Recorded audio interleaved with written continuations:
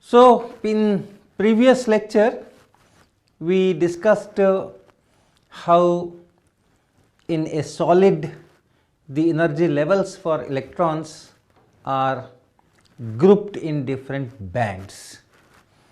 If we again take example of sodium, that is Z is equal to 11, the configuration is 1s 2 electrons here, 2s 2 electrons here, 2p 6 electrons here, and 3s 1 electron here.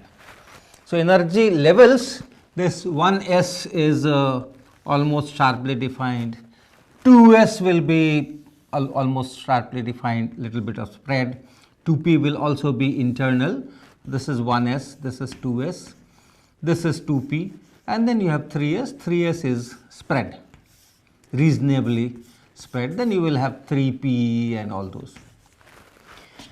Now, as far as a solid sodium of n atoms, let us say, then you have 2n electrons in as a state. So, this is 2n electrons. Here if I am writing electrons, so number of electrons 2n here, and number of quantum states also 2n here. Then in 2s also for each atom you have 2 electrons in this 2s. So, here also you have 2n electrons and you have 2n quantum states. 2p is completely filled. For each atom you have 11 electrons and 6 of them will go in this 2p. So, 6n electrons and 6n quantum states, and then you have this 3s. For each atom you have 2 quantum states in this 3s, but only 1 electron is there. So, if you have n atoms, then n electrons are there and the number of quantum states is 2n. So, this 1s band is completely filled, 2s band is completely filled, 2p band is completely filled, all quantum states are having electrons, but this 3s, this is not completely filled, this is half filled. There are 2n quantum states, but then there are only n electrons. Now, if I will be using two words very extensively, and those two words are, one is valence band and one is conduction band. So, one is valence band and other is conduction band.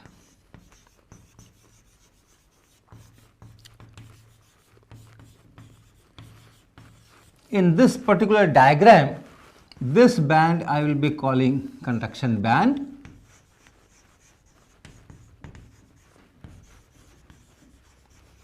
and this one I will be calling valence band. So, how do I qualify them or identify them? This valence band is, you start from the lowest energy band, completely filled, go up, completely filled, go up, completely filled, and then this is not completely filled. So, that last band in energy going up, so highest energy band which is completely filled will be called valence band. So, valence band I will be calling the highest energy band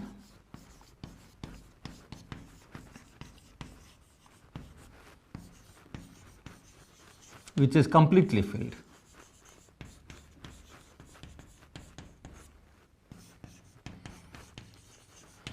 And when I am saying completely filled, I am not taking care of any thermal interaction. In other words, I am treating this whole crystal, this whole solid to be at a very, very low temperature, close to 0 K. in thermal interactions, energies are exchanged between the lattice and the electrons and all that, and because of that energy exchange, some of the electrons may get energy and go to some other band. So, I am not taking care of that, we will talk more about this, but when I am saying here this is completely filled, this is completely filled and so on, this is for low temperatures where the thermal interactions are not taken into account. So, this is how this valence band will be defined, and next to valence band will be this conduction band, and you can write this as, you can come from top, you have other bands here also, you have other bands, you have 3s, 3p, 3d, 4s, everything is there, they are all empty. Okay. So, if I come from top, this is all empty, this is completely empty, this is completely empty, and here you have some filled, not completely filled, but some filled states. Okay. So, the last one which is not completely filled, okay, the last coming from top, the last energy band which is not completely filled, right. So, that will be called, so this is not, let me write it here, not completely filled. Okay. So, that will be called conduction band. So, we have lowest energy band,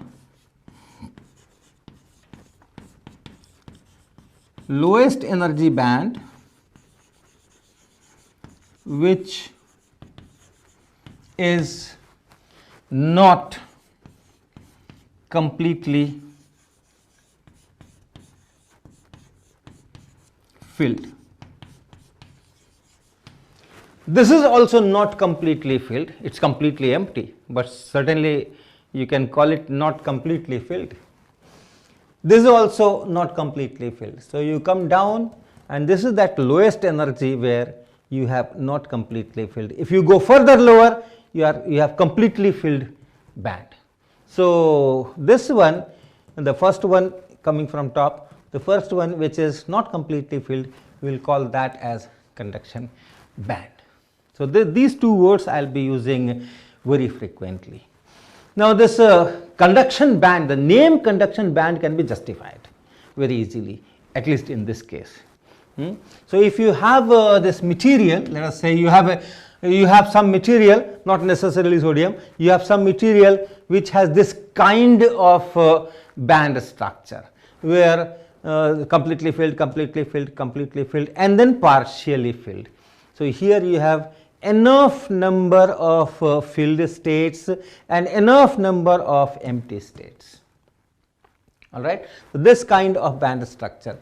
So, if you have this material, you can draw a wire of that, and then you can connect this material to a battery, okay, connect it to a battery. What will happen?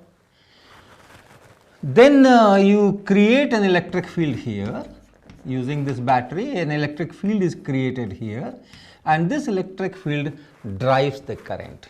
That means this electric field interacts with the electrons and it tries to accelerate them, tries to give kinetic energy to them, and so this electric field is giving or trying to give some energy to the electrons. But then are electrons ready to accept that?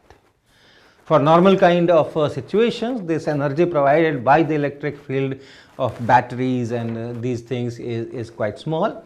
So, only a small amount of energy is trying to give. Electric field interacting with these electrons, trying to give some energy, is not going to accept energy, because if it accepts a small amount of energy, where will it go? All quantum states are completely filled, and therefore it cannot go anywhere. So, these electrons are not going to accept that energy, these electrons are not going to accept that energy, these electrons are not going to accept that energy, because if it accepts and tries to go somewhere else at some other higher energy state, already there is an electron in that higher energy state, and Pauli exclusion principle is there. No quantum state can have more than one electrons, and therefore it cannot accommodate that. But here you have lots of empty space, empty quantum states. So if a particular electron takes up that energy and tries to goes to that quantum state with little more energy, that quantum state is available, and therefore the electron can go there, and therefore it can respond to the electric field, and therefore it can be accelerated by the electric field, it can move. So that is how these electrons are taking part in conduction, and therefore this whole band is known as conduction band. And remember, these states that I am writing, this is for the entire periodic potential, entire crystal, and therefore if the this electron occupies that particular state, its wave function is now spread over that entire area. That means the electron can be found anywhere and can go across that whole solid. So that is what we mean when we say that these are free electrons, they are free to move in the entire solid material. So those sentences are related to these. So this is why it is called conduction band, and below that you have valence band. They are all electrons, they are all attached to the nucleus, to that crystal. The wave functions are more localized and all those things. So this is how the thing happens. Okay. Now there are varieties of structures possible. One structure is this. Okay, sodium, I had taken sodium an example where there are 11 electrons per atom, and then we see that yes, you have a conduction band in which half the quantum states are empty and half the quantum states are filled at low temperature, and therefore conduction is possible. Sodium is a conductor. All metals will have this kind of property. What about magnesium? What about magnesium? Let us suppose now we consider magnesium, Mg. Here Z is equal to 12. So for each atom the configuration will be 1s2, 2s2, p6 and 3s2. And suppose I have n atoms of magnesium. So what will happen? You have those bands, and now 3s also, for each atom you have 2 electrons. That means after this splitting and all that, this also has now 2n electrons and 2n quantum states. So this is completely filled, this is completely filled, this is completely filled, this is also completely filled. Now if this is also completely filled, what you expect? If I take a magnesium ribbon and then connect the ends to a battery, try to pass a current, what will happen? The electric field will interact with electrons, and then it will try to give some energy, and this band is completely filled. So these electrons are not expected to, or you may think that these electrons will not accept kinetic energy from the electric field, and so it should be insulator, but it is not. Magnesium is a very good conductor. So what happens here? Here what happens for magnesium and in many other materials, conductors, that the next 3p state overlaps with this. This is 3s, and then next will be 3p, and after spreading 3p goes like this. Suppose this is 3p. So that means 3s and 3p, they are overlapping, and you have a single band. So you have large number of quantum states. You have so many empty quantum states, and therefore those 2n electrons which are there, they can take up energy from the electric field and populate those empty quantum states. You don't need large energy to go to this band. 3s, 3p bands overlap. So in that case, that whole combined thing will be conduction band once again.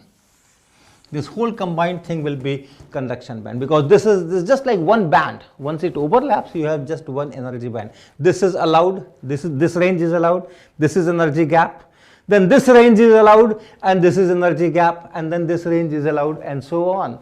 So this is once again, this whole thing is the conduction band, and here is the valence band, and therefore you have enough number of empty quantum states and enough number of electrons also, and it's a good conductor. So depending on the material, the electronic configuration and all those things, you can have band structures in energy only, energy diagram only. The band structure also means the relation between the energy of the electron and the momentum vector. So that relation we are not talking at this moment. It's only one dimensional energy diagram. So you can have a situation where you have a valence band, and by definition this valence band is completely filled. Okay, so this is valence band, all these states are completely filled. And then you have conduction band, which is partially filled. So this is one kind of situation, and I remind you I am talking of low temperatures only. So this is one kind of situation where the conduction band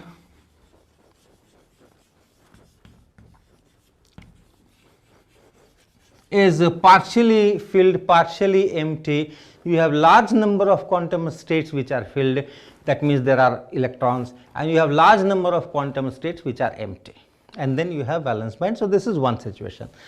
This will be conductor.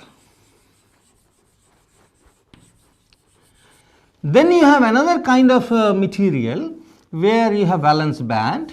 By definition it is completely filled, so this is completely filled. And then you have conduction band, and this conduction band is completely empty.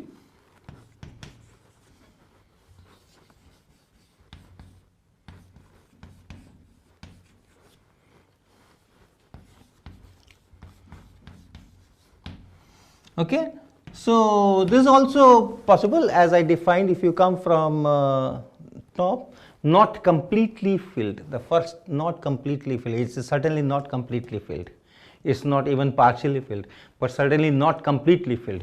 So this is the conduction band, this is the valence band. At low temperatures, 0 K, this is the kind of situation, and this energy gap is large. I'll just tell you what do I mean by large.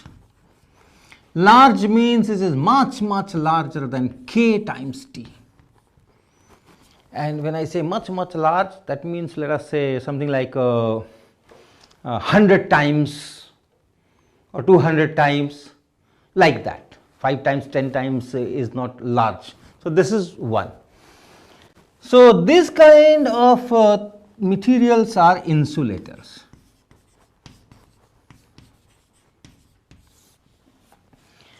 Now let's talk about this KT business. As I told that through thermal interactions, electrons and this lattice, they keep exchanging energies, and that energy exchange is on the average of the order of this KT. So if this K into T, for example, at room temperature 300 K,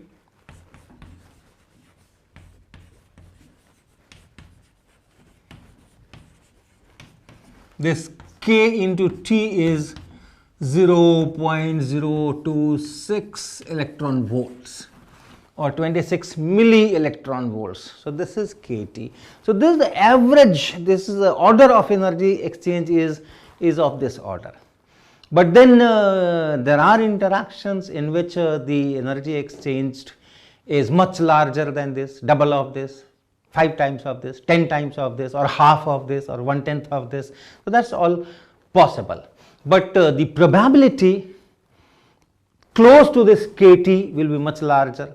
And then if I say 10 times KT, energy exchange 10 times KT, will be smaller, 100 times kT will be still smaller, 1000 times kT will be still smaller, and so on. So, if you have this kind of situation where this gap is large, let us say for example carbon in diamond form,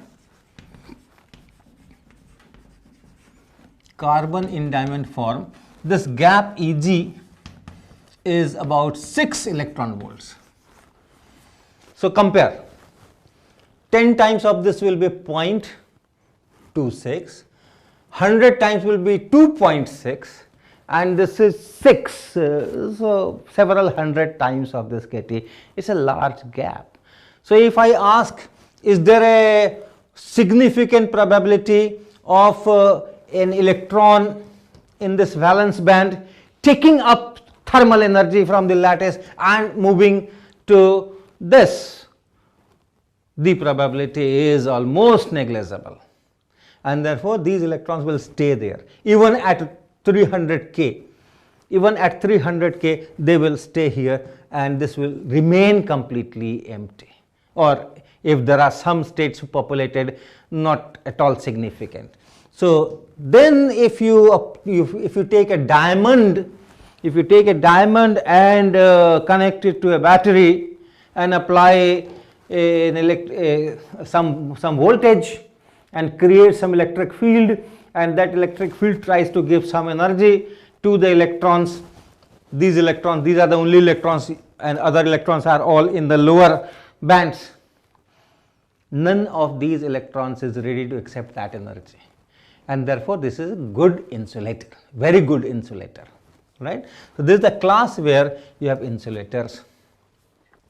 And then the third class is you have similar structure, you have this valence band, and then you have this conduction band, and once again valence band by definition it is completely filled, but this conduction band is again completely empty at 0 K, completely empty.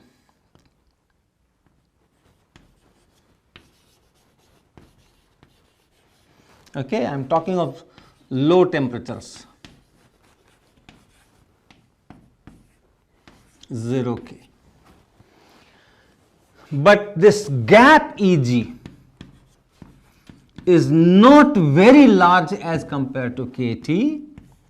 Okay, I am writing this symbol, but 10 times of this or 15 times of this or 20 times of this or even some 50 times of this is also reasonable for us, all right.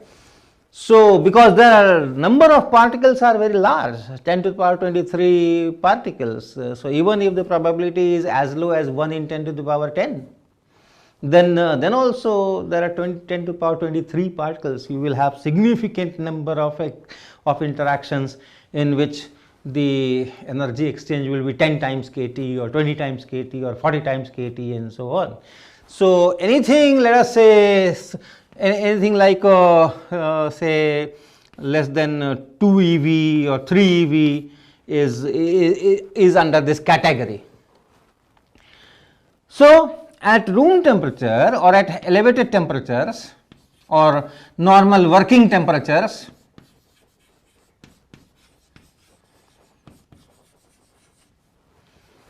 some of these electrons here, the valence band electrons here, which are near the top of this, can accept energy through these thermal interactions and move here, all right, and they can move here.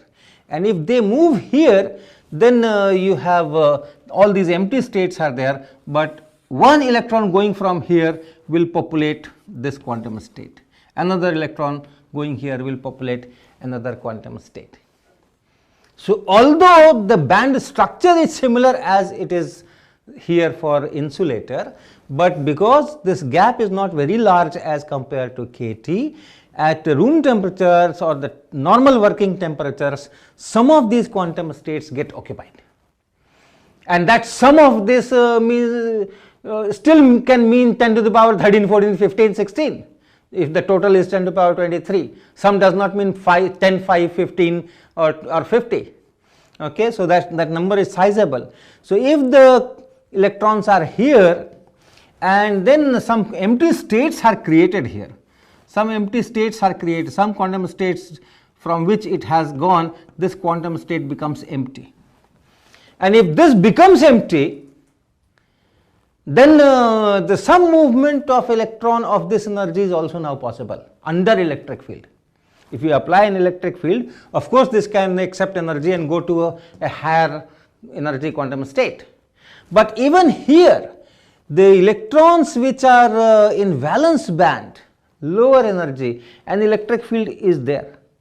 Even these electrons can feel some pinch of that electric field and can start moving in the crystal. How? This is because if this quantum state is empty and there is an electron here and the electric field is there, this electron can accept that energy and fill this. Of course, this will become empty, but some kind of electron movement is possible. So, all because of these electrons in the conduction band and because of these empty states in the valence band, both ways some electric conduction is possible if you apply this electric field, if you connect that system to a battery. Of course, the number of electrons here or the number of vacant states here is still very small as compared to this conductor case, and therefore the conductivity, electrical conductivity as compared to this case will be very, very small here, but as compared to this it is very, very large here. That is why it is called semiconductor. These kind of materials are called semiconductors. Okay, and that is what we are going to now focus. And Z is equal to 11 I have talked, Z is equal to 12 I have talked, and Z is equal to 14 is the silicon, which is the model semiconductor which I will be using for further discussions. Most of our discussions will be in reference to this Z is equal to 14 element, which is silicon. Most of the semiconductor electronics even today is built around that silicon. So, that silicon will be our model element semiconductor, which I will be talking next.